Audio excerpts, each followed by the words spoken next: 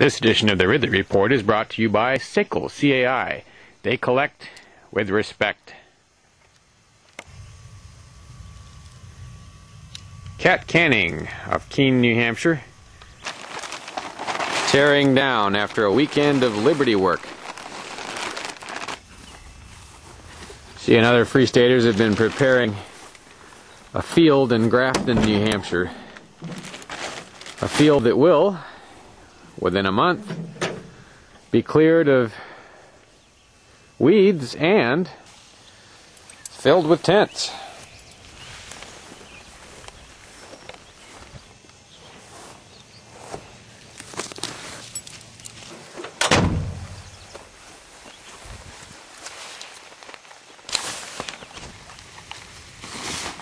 Cat moved to New Hampshire in 2004, slightly earlier than me, and is generally thought to be one of the most active Free Stater activists in the state. Alright, well, a storm has come up of sorts, or at least it started raining on us, so he fled inside a nearby farmhouse that's still standing. Cat, how did you learn about the Free State Project? I read about it online on a homeschooler mailing list while I was in Texas. And what triggered you to want to make the move to New Hampshire? Well, at the point where I found it, I was looking for a place to move. I didn't want to stay in Texas. We were kind of homeless. We were just staying with my mom. So I figured, I'll sign up. Oh, and I should point out that Free Staters, of course, are people who moved to New Hampshire for more freedom. So since you were looking to move, that you were ready to go somewhere. Mm-hmm. How long ago did all these things unfold? That was 4 years ago. And this is 2008, so. Yeah. How easy was it for you to find a home when you moved up here? It was stressful, but easy enough. Trying to buy a house from long distance, I found very stressful. How easy was it to find the kind of work that you wanted to do? Well, I was working at home at the time, so it didn't really matter. What was the hardest part of moving up here? The move itself. Just getting ready to pick up all my stuff and go across country and buying the house and all that. Yeah, you're actually the only person who I've ever helped move from their old home, out of their old home. Yeah. Because you were in Texas when I was in Texas. What's improved though? What got it better in your life as you moved here, or did it get better? Well, now I have all these people around me that think pretty much like I do. It's really cool. So I wasn't an activist particularly before, and now I'm doing lots of stuff. And of course, you're married to Russell Canning, yeah, who's another activist who moved to New Hampshire from, I guess, from Nevada, yeah, or California. My mail-order husband. Yeah, that's right. You guys got married pretty much sight unseen. Yeah. When you first moved here. Yeah. He was living in Nevada and packed up a couple boxes, got on an airplane. And married you. Yeah. He got off the plane and we got married that night.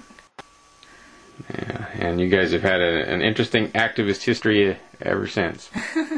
You've been arrested now 3 times? Twice. Twice for civil disobedience. Yeah, and they say I have a warrant out for my arrest now for this second one. That's right. Kat stayed in an IRS office until they arrested her, protesting against the IRS. She was actually protesting my arrest at the IRS office. I was arrested for distribution of handbills earlier, although I guess I was not arrested at the IRS office itself. I was arrested later. What is it that drives you to be willing to risk your own freedom in search of more freedom in New Hampshire for everyone? Well, the first thing that really got my attention was Waco. I couldn't stand it that our government went in there and killed all those people. And since then, I think things have gotten progressively worse. The war in Iraq, all the torture coming out open, and being openly advocated. I mean, if you think back 10 years ago, when you heard about a government that tortured its prisoners, I mean, didn't you think some sort of awful dictator, some sort of banana republic? But now we're doing it? And I don't want to condone that. I want to speak out as much as I can against this. Well, what type of activism do you find yourself drawn toward the most now that you're in state? Well, I run the newspaper, the New Hampshire Free Press. So basically, I'm talking to people about, what I think's going on with our government and liberty-oriented ideas.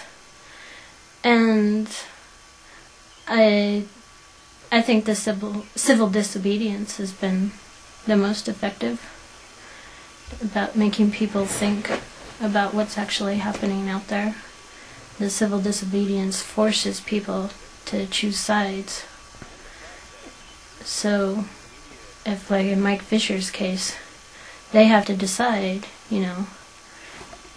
do we actually go so far as to arrest people for buffing people's nails without a license from the state? And most people kind of say, no, that's going too far. So this is a case back in 2005 where a liberty activist in New Hampshire openly defied the board of barbering by delivering a manicure in front of their office without a license. Yeah. So it forces the government to show itself for what it really is, and it is force. And it's violence, and that's all it can ever be.